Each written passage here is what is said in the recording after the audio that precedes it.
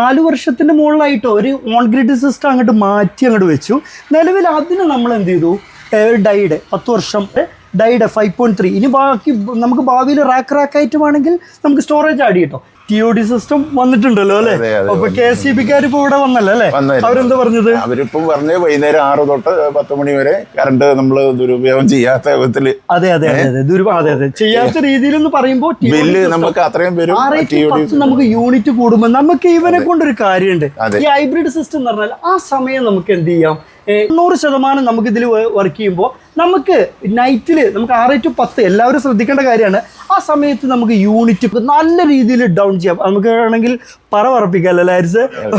Okay ഇനി ഭാവിയിൽ ഇത് തികയില്ല. ഇനി KCBയുടെ നമുക്ക് ആവശ്യം വേണോ ചോദിച്ചാൽ ഇത് വേണ്ടെന്ന് വേണമെങ്കിൽ പറയാം. റാക്കായിട്ട് നിങ്ങൾക്ക് അറിയാലോ കാര്യങ്ങൾ, സാറിന് കൂടുതലായിട്ട് അറിയാം.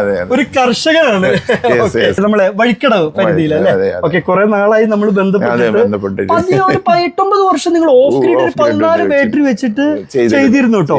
അതിനുശേഷം അവർ ഓൺ ഗ്രിഡ് നിങ്ങൾ 5 കിലോ, അതിപ്പോ ഏറ്റവും latest updation 5 kilowatt hybrid system ചെയ്തു. ഓക്കെ ഇത് റാക്കാണ്. ഇപ്പൊ നിലവിൽ നമ്മൾ ഉണ്ടായിരുന്നതിൽ അപ്ഡേറ്റ് ചെയ്തിരിക്കുകയാണ്. ഫിനിഷിംഗ് ഒക്കെ നമുക്ക് ഫുള്ള് നമുക്ക് ചെയ്യാൻ കഴിഞ്ഞിട്ടില്ല അല്ലേ. ഓക്കെ അരിസെ ഒന്നിങ്ങോട്ട് വരും, ജസ്റ്റ് നോക്കൂ. നമുക്ക് ഗ്രിഡ് സൈഡ് പാനലിന്റെ സൈഡ് നമുക്ക് അതിന്റെ പ്രൊഡക്ഷൻ കാര്യങ്ങളും അറിയാം. അതുപോലെ നമ്മളെ ഗ്രിഡ് സൈഡിൽ നിന്ന് വരുന്ന നമുക്ക് ആംബിയറും കാര്യങ്ങളും അറിയാം. അത് ബാറ്ററി സൈഡിന്റെ ഫുൾ ഡീറ്റെയിൽസ് നമുക്കറിയാം. നമ്മൾ വീട് ഉപയോഗിക്കുന്ന ഒക്കെ കാര്യങ്ങളൊക്കെ ആയിട്ട് വാട്ടും അതിൻ്റെ A to Z കാര്യങ്ങൾ നമ്മളെ മൊബൈലിലും കാര്യങ്ങൾ മോണിറ്റർ ചെയ്തിട്ടോ. ഞാൻ താഴെ കാണിച്ചു തരാം.